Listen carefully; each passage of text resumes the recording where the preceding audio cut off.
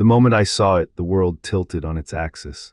One second I was just a husband, a partner, a man secure in his 2-decade marriage. The next, I was a ghost in my own home, watching a play I never knew was being staged. It wasn't the sound of her voice on the late-night work call that broke me, but the silent movie playing out in the reflection on the glass. The truth, as they say, will set you free, but first it will gut you like a fish. My first instinct was primal rage, a red wave of fire that threatened to burn our carefully constructed life to the ground.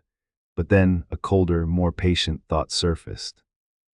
Revenge, I realized, is a dish best served not hot nor cold, but at a temperature of its own calculated design. You think you know how this story of the cheating wife ends? Think again. What I uncovered next didn't just change the game, it flipped the entire board. Before we dive in, hit that subscribe button and comment below. Have you ever dealt with betrayal? Let's hear your stories. Part 1, The Echoes in the Hallway. For 22 years, the rhythm of our life was a song I knew by heart, Mark and Sarah. It was a comfortable melody, a suburban ballad composed of mortgage payments, 2 successful kids launched into college, and the quiet hum of the dishwasher on a Tuesday night. I'm Mark. At 48, I'd settled into the comfortable grooves of middle age. I managed IT projects for a mid-sized firm, a job that was more about preventing chaos than creating brilliance. I was the steady hand, the reliable bedrock upon which Sarah had built her soaring career in luxury real estate. I'd taken the backseat willingly, passing on a major promotion years ago that would have required constant travel. The kids needed one of us to be the anchor, and I was happy to be it. Our life in our Raleigh home, with its manicured lawn and 2-car garage, was the very picture of the American dream. Lately, however, a strange dissonance had crept into our domestic symphony. It wasn't a sudden, jarring chord, but a subtle shift in tempo, a note held just a fraction too long. It started with her phone. Once a tool, it was now a limb, an extension of her hand that was always angled away from me. Texts would buzz at dinner, and she'd silence the phone with a quick, dismissive flick of her thumb, offering a tight smile. Just a new listing, she'd murmur, but her eyes wouldn't quite meet mine. Then came the scent. For our entire marriage, Sarah had worn the same light, floral perfume, a scent so familiar it was woven into the fabric of my memory. A few months ago, a new fragrance appeared, something muskier, more complex, and prohibitively expensive. It clung to her clothes when she came home late from client dinners and lingered in the air after her showers. When I mentioned it, she'd laughed it off. A gift from a grateful client, honey. Don't you like it? It's time I updated my style a little. Her style was certainly updating. Her wardrobe, once a collection of practical, stylish business attire, was slowly being replaced by sleeker, more form-fitting dresses and silk blouses. She spent hours at the gym, her body tightening, hardening, as if preparing for battle. I tried to see it as a good thing, a reinvention. Empty nest syndrome, I told myself. She's pouring the energy she once used on the kids back into herself, and I was proud of her. Her sales numbers were through the roof. She was a star at her agency, the one who could close the impossible deals. I was so busy being proud, I didn't see the signs for what they were, not mile markers of success, but breadcrumbs leading away from me. I'd come home from work, ready to decompress, and find her buzzing with an energy I couldn't match. She'd be on a call, pacing the kitchen, her voice a polished, confident weapon. She spoke of escrow, of market valuations, and of a particular developer, Julian, who was her whale. He was a big shot from out of state, investing heavily in the area, and Sarah was his go-to agent. His name, once a professional footnote, became a recurring character in our evenings. Julian thinks we should list higher. Julian loved the staging. Julian is flying in for the week. I felt a flicker of something, not quite jealousy, more like irrelevance. My day consisted of managing server migrations and debugging code. Her day was a high-stakes dance with million-dollar deals and charismatic tycoons. When I tried to talk about my work, her eyes would glaze over. I was the reliable, comfortable background music to her thrilling opera, and in my foolish, loving heart, I believed that was enough. I was the anchor, after all. Anchors aren't supposed to be exciting, they're supposed to be strong. I had no idea how quickly the tide was turning, or that the ship I thought I was securing had already set sail for another shore. Part 2, The Reflection in the Glass. It was a Tuesday night in late October. kind of evening where the rain can't decide if it's a drizzle or a downpour, so it settles for a relentless, depressing mist.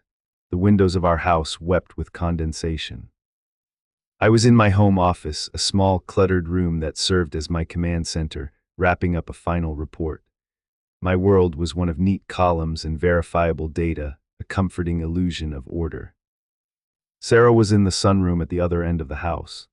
She deconverted it into her own workspace, a chic, minimalist area with a glass desk and a view of the darkening, rain-slicked backyard. She was on another one of her late-night calls, a strategy session with Julian about a major commercial property. "He's in a different time zone, honey," she'd said, giving me a quick peck on the cheek.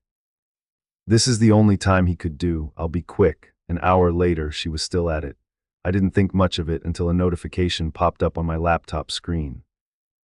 It was from the video conferencing software we used, the one I paid a premium for so the kids could have family calls without a time limit. Sarah's login had been buggy, so I'd told her to just use the main family account I'd set up. The notification read, "Your meeting has started." My first thought was that the software was glitching. I clicked the pop-up, intending to just close the window and get back to my report. The video feed blinked to life. There was Sarah framed perfectly in the camera. She looked impeccable. Her hair was down, cascading over the shoulders of a sharp, tailored blazer. Her face was a mask of professional concentration, her voice a smooth, confident purr as she discussed zoning variances and potential ROI. But my gaze wasn't on her, it was on what was behind her. The sunroom, so bright and airy during the day, had become a dark box. The large window that made up the back wall, now black against the night sky, had turned into a perfect, high-definition mirror. And in that mirror I saw a second story, the silent, damning truth playing out in pantomime. In the reflection, Sarah, so composed and professional from the waist up, was anything but. The blazer was a prop. Below the camera's view, she was wearing a silk camisole. Seated next to her, just out of the camera's direct line of sight but fully visible in the window's dark glass, was a man. Julian, I presumed. I could see his profile, the expensive watch on his wrist glinting as he moved his hand. My blood turned to ice. I watched, frozen, as his hand rested on her knee. In the video feed, Sarah didn't flinch. Her voice remained steady, a masterclass in deception. "The preliminary survey came back positive, but we need to address the environmental impact study," she said to the camera. But in the reflection, I saw his hand slide slowly, deliberately, up the inside of her thigh, disappearing under the hem of her skirt. I saw the subtle shift in her posture, the almost imperceptible arch of her back. Her professional mask remained in place, but in the dark mirror I saw her head tilt back slightly, her eyes closing for a brief, ecstatic second. The world dissolved into a silent, roaring vacuum. My report, my neat columns of data, my 2 decades of marriage, it all vaporized. I was watching a split screen of my life. On one side was the woman I thought I knew, the brilliant professional closing a deal. On the other was a stranger, a woman engaged in an act of profound intimacy and betrayal, right there in our home, using our family's account on a rainy Tuesday night. I didn't hear the rest of what she said. The audio from her end might as well have been a foreign language. The only thing I could understand was the brutal, silent language of the reflection in the window. It showed me everything: his hand, her leg, her surrender. The entire sordid affair broadcast directly to my screen. With a hand that felt disconnected from my body, I moved the cursor and silently clicked Leave Meeting. The window closed and my screen returned to its sterile, orderly spreadsheet, but the order was gone forever. The chaos wasn't on the server anymore. It was in my heart, in my head, in the very foundation of the life I thought I had built. Part 3, the longest night. I didn't move. For how long, I couldn't say. Time had warped into a thick, syrupy substance that clung to my skin. The only sound was the frantic, panicked drumming of my own heart against my ribs. The image from the window was burned onto the inside of my eyelids, a digital ghost that would haunt me forever. Finally, my limbs unlocked. I stood up, my legs unsteady, and walked out of my office, down the hall, and into the kitchen. My movements were robotic, detached. I was an observer in my own body. I opened the cabinet where we kept the good stuff, the single malt scotch I saved for special occasions. Anniversaries, promotions, the closing of a deal. Ironic. I poured a heavy measure into a tumbler, my hand shaking so badly that amber liquid sloshed over the rim. The first swallow was fire, a searing path down my throat that did nothing to burn away the cold knot of ice in my stomach. I leaned against the cool granite of the countertop, the glass cold against my palm, and let the waves of emotion wash over me. First came the rage. A primal, volcanic fury that made me want to storm into the sunroom, rip the laptop off the desk, and smash it into a million pieces. I wanted to scream, to roar, to see the shock and fear on her face, on his. I wanted to grab him by his expensive collar and throw him out into the rain-soaked night. I clenched my fists, my nails digging into my palms, the pain a welcome distraction from the searing agony in my chest. Then just as quickly the rage receded, replaced by a tsunami of grief. 22 years, had it all been a lie, every I love you, every shared laugh, every night we'd spent curled up together. I flashed back to our wedding day, the image of Sarah walking toward me, her face a beacon of pure joy. I thought of her holding our daughter for the first time, her eyes filled with a love so fierce it seemed to light up the room. I remembered a weekend trip to the mountains just a few years ago, after the kids had left for school. We de-hiked all day and made love by a crackling fire that night. She had looked at me then with such raw, unvarnished affection. "It's you and me again, Mark," she'd whispered. Was that this man's hand she was imagining on her skin even then? The thought was a physical blow, knocking the wind out of me. I gasped, leaning heavily on the counter. And then came the most insidious poison of all, self-doubt. It whispered in my ear, a venomous little voice. "This is your fault. You let yourself go. You got boring. You became the comfortable background music." Of course, she wanted an opera. I thought about the promotion I'd passed up, the hobbies I'd let slide, the way I'd prioritized stability over excitement. I had become predictable, a safe harbor. But nobody wants to stay in the harbor forever when the open sea is calling. I finished the scotch and poured another. An internal debate raged. Part of me, the wounded animal, still wanted to confront her, to have it out, to let the shrapnel fly. But another part, a colder, more methodical part, the IT project manager in me, began to stir. What would a confrontation achieve right now? A screaming match, denials, lies piled on top of lies. She would paint me as the paranoid, jealous husband. She was a master performer, I'd just witnessed it. "What is the objective?" the project manager in my head asked. The objective was not a messy, emotional explosion. The objective was clarity, it was truth, and maybe, just maybe, it was justice. A plan, formless and dark, began to coalesce in the recesses of my mind. An explosion destroys everything, including the evidence, but a controlled demolition, that takes planning, it takes precision. It takes an architect who understands the building's every weakness. I had 22 years of blueprints. I heard the soft click of the sunroom door opening. Her footsteps were light in the hallway. I quickly rinsed my glass and placed it in the dishwasher, turning around just as she entered the kitchen, a bright, triumphant smile on her face. "Finally done," she announced, stretching her arms above her head. "That was a marathon. But I think we just closed the biggest deal of my career." She looked at me, her smile faltering slightly. "Are you okay, honey? You look pale." I summoned every ounce of strength I had, arranging my face into a mask of weary neutrality. "Just tired," I said, my voice surprisingly steady. "Long day, glad your call went well." "It did," she said, coming over to wrap her arms around my neck. She kissed me. Her lips were warm, but all I could feel was the ghost of another man's touch on her skin. I didn't flinch, I didn't pull away. I stood there, a statue of betrayal, and hugged my wife back. It was the best performance of my life. The curtain had just risen on my own one-man show, and I knew, with a chilling certainty, that I would not be the one leaving the stage in shame. Part 4, The Actress and Her Stage. The next few days were a masterclass in psychological warfare, a silent, deadly play staged within the four walls of our home. I was the sole member of the audience, watching the lead actress perform the role of a lifetime, the devoted wife. She was brilliant. She'd wake up in the morning, kiss my cheek, and ask if I wanted coffee.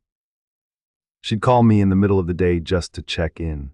In the evenings, she'd suggest we watch a movie, curling up next to me on the sofa, her head resting on my shoulder. Every gesture of affection felt like a slap in the face. Every smile was a twisting knife, but I played my part too. I was the loving, slightly oblivious husband, just stressed from work. I learned to control my breathing, to keep my hands from shaking, to meet her gaze without letting the inferno of rage behind my eyes show through. One evening, I decided to test the waters. We were cleaning up after dinner, the familiar domestic ritual, a bitter parody of what it once was. "That Julian guy seems to demand a lot of your time," I said, my tone as casual as I could manage while scrubbing a plate with unnecessary force. She didn't miss a beat. She turned from the dishwasher, wiping her hands on a towel, her expression one of mild exasperation. "Mark, honestly, don't start. The man is a multi-million-dollar client. His investments could literally change the landscape of this city." "Yes, he's demanding. That's the nature of the business. I thought you were proud of me." It was a classic misdirection, a textbook case of gaslighting. She was framing my nascent suspicion as a lack of support, turning me into the bad guy. "Of course, I'm proud of you," I said, forcing a placating smile. "It just feels like you're under a lot of pressure, all those late nights." "I worry about you. I can handle the pressure," she snapped, her voice suddenly sharp. "What I can't handle is being interrogated in my own kitchen after a 10-hour workday. Can't you just be on my team for once?" She turned and walked out, leaving me standing in the sterile silence, the accusation hanging in the air. On your team. I was the captain, the coach, and the entire damn cheering section of her team for 2 decades. But now I realized I wasn't even in the same league. I was playing checkers while she was playing a grand, duplicitous game of chess, and I was the pawn she was willing to sacrifice. Her defiance, her refusal to show even a crack in her façade, solidified my resolve. The part of me that had harbored a foolish hope for a confession, for some semblance of remorse, died in that kitchen. This wasn't a mistake or a moment of weakness. This was a calculated choice, a double life she was navigating with the skill of a seasoned spy. My grief began to harden, crystallizing into something colder, sharper, a diamond-hard determination. She thought she was the actress, but she had no idea I was now the director. I was rewriting the script, redesigning the set, and preparing for a final act she would never see coming. She could have her stage for now, but I would be the one bringing down the curtain. Part 5, The Architect of Chaos. My grief didn't vanish, but it transformed. It became fuel. The project manager in my head took over completely. The objective was no longer just survival, it was control. I needed data. Hard, irrefutable data that would strip away her performance and leave only the ugly truth. My home office, once a place of mundane work, became my war room. My IT skills, long used for corporate problem-solving, were now repurposed for domestic espionage. It began with the simple things. I ran a recovery program on our shared family cloud account, pulling up deleted photos and messages. I found a few at first, a picture of a wine glass held by a man wearing a familiar expensive watch, captioned, "Wish you were here." A text from a number I didn't recognize. "Tonight was incredible." Sarah's reply, "Just the beginning." It was a start, but I needed more. I needed a smoking gun. One night after she was sound asleep, a feat she managed with infuriating ease, I took her phone. My heart hammered against my ribs as I used her thumbprint to unlock it while she slept, a violation that felt both necessary and repulsive. I felt a pang of my old self, the man who respected privacy, who believed in trust. He was a casualty of this war. I had to become someone else to survive it. I installed a keylogger, a simple piece of software that would record every keystroke she made. It was a digital wiretap, and the information started flowing immediately. I saw her emails to Julian, disguised as business correspondence but laced with double meanings. A discussion about property inspection was clearly a plan for a hotel rendezvous. Finalizing the terms was a reference to an upcoming weekend trip they were planning. The most damning evidence came from a place I never expected. Sarah was meticulous. She wouldn't keep a secret diary, but she was also arrogant. She and Julian had created a shared online document, a project proposal for a new development. Buried deep within the budget spreadsheets and zoning permit applications were comment threads, and in those comments, hidden from plain view, they had written their love letters. They detailed their plans, their fantasies, and their contempt for me. "M is so clueless," one of her comments read. "He just plods along, happy in his little world. It's almost sad." "He's the price of admission, my love," Julian had replied. Once this next deal closes, you won't have to worry about the price anymore. We'll be in Italy, Italy. They were planning a trip to Italy, funded by the commission from the very deal I had watched them negotiate in the reflection of the sunroom window. The betrayal was no longer just emotional, it was financial. She was using our life, the stability I had provided, as a launch pad for her escape. It was during this time that I found an unexpected ally. Sarah's younger sister, Jessica, had always been closer to me. She was grounded and down to earth, often rolling her eyes at Sarah's increasingly lavish lifestyle. We met for lunch under the pretense of discussing a birthday gift for their mother. I didn't know how to start, so I just laid it out, my voice flat and devoid of emotion. I think Sarah's having an affair. Jessica didn't look surprised. She put down her fork and sighed, a deep, weary sound. I was afraid of this, she said quietly. She's become a different person in the last year, Mark, so obsessed with money and status. She talks about this Julian guy like he's a god. She paused, then looked me straight in the eye.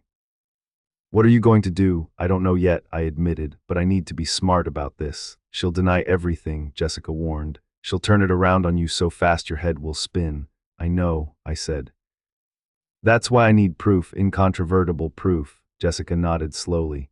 A few weeks ago, she said, her voice dropping, Sarah was showing me pictures of a property she's trying to sell. It's this huge, modern mansion.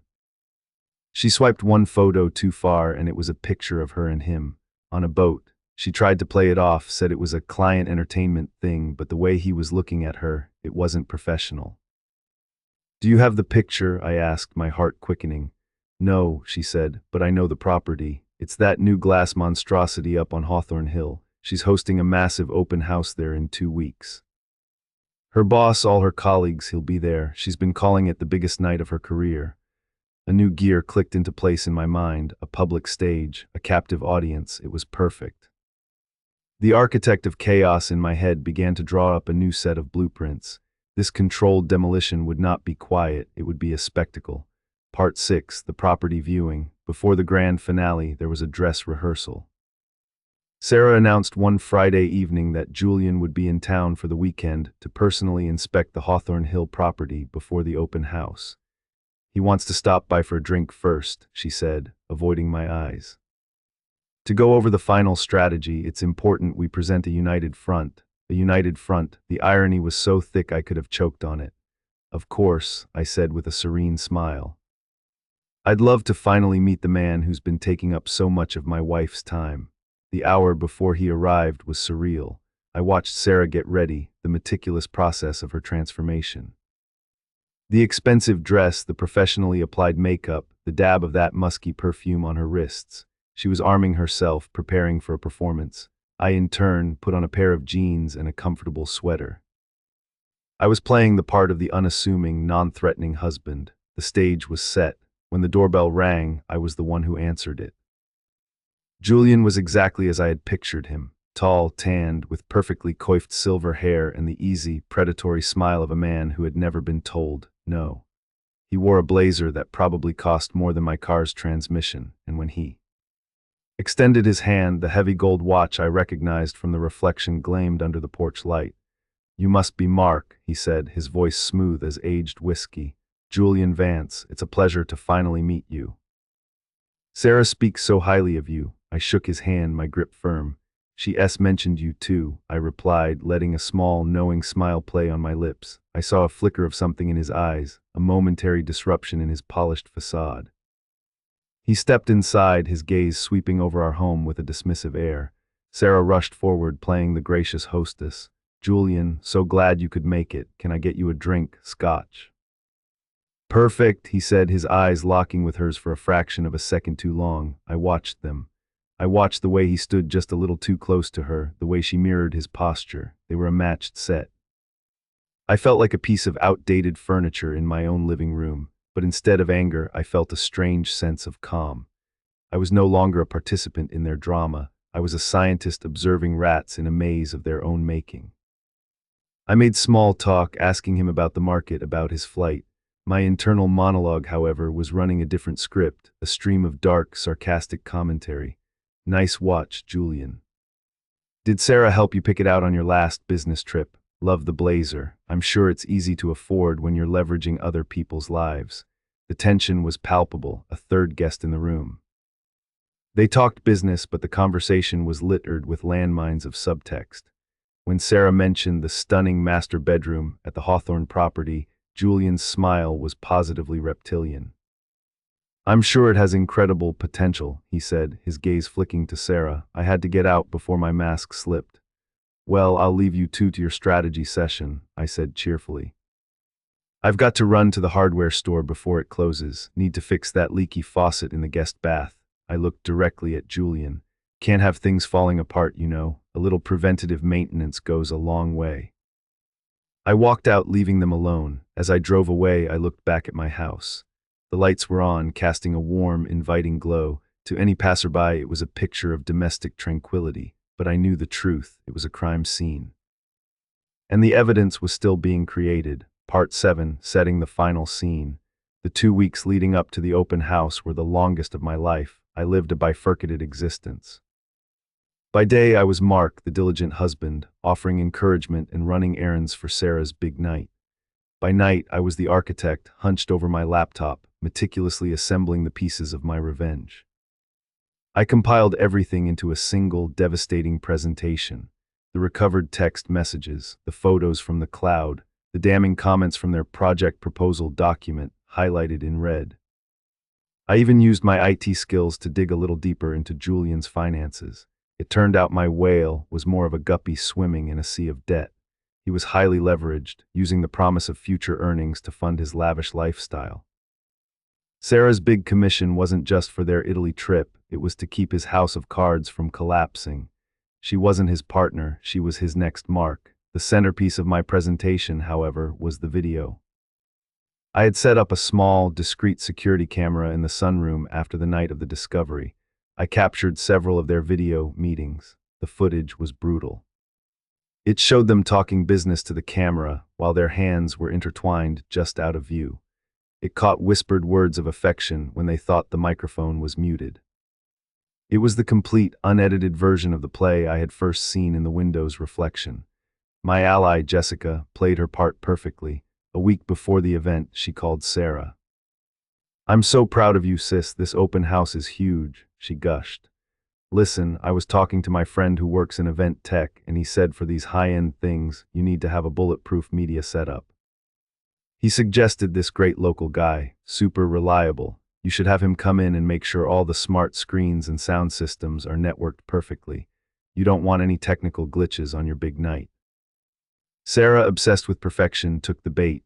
The local tech guy was, of course, me, or rather, a version of me. I created a fake business profile online, complete with a logo and testimonials. The day before the event, I arrived at the Hawthorne Hill mansion, dressed in a generic polo shirt and carrying a toolbox. Sarah was too busy directing caterers and florists to do more than point me toward the media room. "Just make sure everything works," she'd said dismissively, not even giving me a second glance. The house was a marvel of modern technology. Every room had a large, high-definition screen, all controlled from a central hub. It was an amateur's dream and a professional's playground. For the next 3 hours, I worked diligently. I networked their system, all right. I networked it directly to my own encrypted laptop, which I concealed in a server closet. I tested the video feeds, the audio, and the transitions. My presentation was loaded, locked, and ready to deploy to every screen in the house at the touch of a single button on my phone. As I left, I passed Sarah in the grand foyer. She was on her phone, barking orders. "No, the lilies have to be white. It's about creating an atmosphere of sophistication and purity." The hypocrisy was breathtaking. I just nodded politely. "All set, ma'am." "Your system is ready to go." She waved me away without looking up. "Great, send the invoice to my office." Oh, I thought, the invoice is coming, and everyone is going to see the price you paid. Part 8, the open house. The night of the open house was a spectacle of wealth and ambition. Luxury cars lined the long, winding driveway of the Hawthorne Hill mansion. Men in tailored suits and women in glittering dresses moved through the cavernous, glass-walled rooms, sipping champagne and making calculated conversation. The air was thick with perfume, money, and professional envy. I arrived alone, dressed in my best suit. I was no longer the IT guy or the cuckolded husband. Tonight, I was a ghost at the feast, a specter of vengeance waiting for the clock to strike. I moved through the crowd, a polite smile fixed on my face, grabbing a glass of sparkling water from a passing waiter. I saw Sarah holding court in the center of the main living area. She was luminous, a queen in her element. She wore a stunning red dress that clung to her like a second skin. Julian was by her side, his hand possessively on the small of her back. They were the power couple, the picture of success. Her boss, a slick man named Arthur, was beaming at them, no doubt already counting the commission. I found Jessica by the floor-to-ceiling windows overlooking the city lights. "You okay?" she whispered, her eyes full of concern. "Never better," I said, my voice eerily calm. "Enjoy the show." At 8:30 p.m., just as the party reached its peak, Arthur clinked a champagne flute to get everyone's attention. "If I could have a moment," he boomed. "I want to hand the floor over to the woman of the hour, the agent who made this all possible, the incredible Sarah." The room erupted in applause. Sarah stepped forward, her smile radiant. She took a breath to begin her speech, a triumphant ode to her own brilliance. And that's when I pressed the button on my phone. Every screen in the house, the massive 80-inch display in the living room, the screens in the kitchen, the den, even the master bedroom where a tour group was admiring the view, simultaneously flickered and changed. Sarah's smiling face was replaced by a simple title screen, white text on a black background, "The Julian Project, a case study in betrayal." A collective gasp went through the room. Sarah froze, her mouth open, the color draining from her face. Her eyes darted around, searching for an explanation, and then they found me standing quietly in the corner. In that moment, she knew. The presentation began. First, the text messages blown up to a massive scale. "M is so clueless." Then the photos. The one on the boat Jessica had told me about, others I had found. Selfies of the two of them in hotel rooms, their faces flushed with complicity. Murmurs rippled through the crowd. People were pulling out their phones, recording. Julian looked like he'd been poleaxed. Arthur's smile had vanished, replaced by a mask of horrified confusion. Then came the extracts from their project proposal document, their secret love letters laid bare for all to see. The plan for their trip to Italy, funded by the very deal they were celebrating. This was followed by a concise summary of Julian's precarious finances, complete with screenshots of public records showing liens against his other properties. I watched Arthur's eyes narrow as he realized his star agent had brought him a client who was a massive liability, but I saved the best for last. The final slide was a video, the clear, undeniable footage from the sunroom security camera. It was silent, but it didn't need a soundtrack. The entire room watched the split screen of my wife's duplicity, her professional face talking to the camera, her hands intertwined with her lover's below the desk. The silence in the room was absolute, broken only by a single, choked sob from Sarah. I didn't say a word, I let the evidence speak for me. When the video ended, the screens went black. I turned and walked toward the exit. As I passed the frozen tableau of Sarah, Julian, and her boss, I paused and looked directly at Arthur. "As for the invoice," I said, my voice clear and steady in the dead quiet, "consider it paid in full." Then I walked out the door and into the cool night air, leaving the ruins of my former life smoldering behind me. I didn't look back. Part 9, the aftermath in the empty room. The fallout was immediate and catastrophic. Jessica told me later it was like a bomb had gone off. Julian had slipped out a side door and vanished. Sarah's boss, Arthur, had simply turned his back on her and walked away. The party dissolved in a flurry of whispers and scandalized exits. The biggest night of Sarah's career had become her public execution. I went to a hotel that night. I turned off my phone and slept for 10 hours, a deep, dreamless sleep, the first I'd had in months. The next morning I drove back to the house. Her car was gone. Inside, the house was silent and still. A half-packed suitcase sat open on the bed in our room. She had taken some of her clothes, her personal effects, but most of our shared life remained. It was a museum of a dead marriage. She was sitting at the kitchen table, her face pale and swollen, stripped of all her makeup and her carefully constructed confidence. She looked smaller, older, beaten. "Why, Mark?" she whispered as I walked in. "Why do it like that in front of everyone?" I stood on the other side of the room, the granite island a cold barrier between us. "You want to talk about why?" I asked, my voice devoid of the rage I thought I'd feel. All I felt was a vast, hollow emptiness.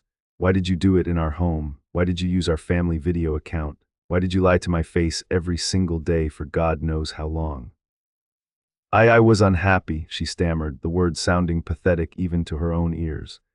I felt like I was disappearing. You were so content, so stable. I wanted to feel excited again. Julian, he made me feel seen. He made you feel seen, I let out a short, bitter laugh. He saw a meal ticket, Sarah. He saw your commission as a way to prop up his failing empire. Did you ever once think about what you were blowing up? 22 years, our kids. Tears streamed down her face. I never meant to hurt you, she sobbed. That's the part I'll never understand, I said, my voice quiet.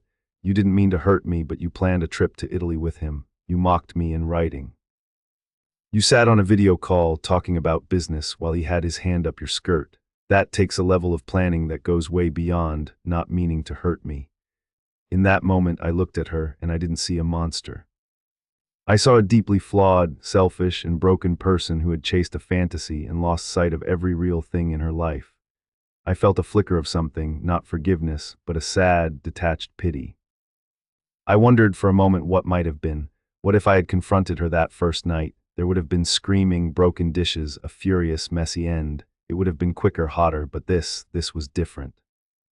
My calculated path, as brutal as it was, had brought a cold, undeniable clarity. There were no gray areas left, no room for excuses or revisionist history. The truth, in all its ugliness, was out. I filed for divorce this morning, I said simply. My lawyer will be in touch with yours. She flinched as if I'd struck her. She looked around the kitchen at the life she had systematically dismantled. For the first time, I think she truly saw the full scope of what she had lost. It wasn't just her reputation or her career. It was her home, her history, us. I turned and walked out of the room, leaving her alone with the echoes and the ghosts. Part 10, A New Horizon. 6 months later, the North Carolina humidity was starting to build, but from the balcony of my new downtown apartment, a breeze always seemed to be blowing. The divorce was final. Our house had been sold, its equity split down the middle with cold, legal precision. I'd walked away from the suburbs and the life I once knew, and I had never looked back. Sarah's career was in ruins. The story of the open house became a legend in the local real estate community. She was radioactive. Last I heard from Jessica, she had moved to live with their mother in another state to figure out her next steps. Julian had declared bankruptcy. Their Italian fantasy had dissolved into a shared nightmare of debt and disgrace. For a while, I had reveled in that, I won't lie. There was a dark, satisfying catharsis in knowing their betrayal had a price, but the satisfaction was fleeting. Vengeance, I learned, is a sugar high. It feels great for a moment, but it's not real nourishment. The real work was what came after. It was rediscovering the man I was before I became Mark and Sarah. It was unpacking boxes in my new, empty apartment and realizing the silence wasn't lonely, it was peaceful. I took that promotion at work, the one that involved more travel and more responsibility. I started hiking again on the weekends, feeling the burn in my lungs and the solid ground beneath my feet. I also did a lot of thinking. I had to acknowledge my own role in the decay of our marriage. I hadn't cheated, I hadn't lied, but I had become complacent. I had been the anchor, yes, but anchors can also drag a ship down. I had stopped trying to be exciting, stopped sharing my own passions, and allowed myself to become the background music. The failure of our marriage wasn't solely her fault, even if the betrayal was. It was a hard truth to swallow, but a necessary one. My liberation wasn't about finding a new woman or jumping back into the dating scene. It was about rebuilding my own foundation. It was about learning to enjoy my own company, to trust my own instincts again. It was about understanding that my worth was never tied to her loyalty. Tonight, the city lights spread out before me like a carpet of fallen stars. My phone buzzed on the small table next to me. It was a text from my daughter. "Love you, Dad. Hope you're having a good week." I smiled, a genuine, unforced smile. The kids and I were closer than ever. They had been my rock through it all. I typed back, "Love you too. It's a great week." And it was. The ghost of the man I was, the clueless husband, the vengeful architect, was finally fading. In his place was just Mark. A man who had walked through fire and come out the other side, not unscathed, but stronger. cleansed, the author of his own second chapter, and for the first time in a very long time, I was excited to see what the next page would bring. If this story hit home, like and subscribe for more gripping tales of love and betrayal. Drop your thoughts in the comments. Would you forgive or seek revenge? What should Mark's next chapter look like? Your engagement helps us create more content like this. Check out the next video popping up now for another twist-filled saga.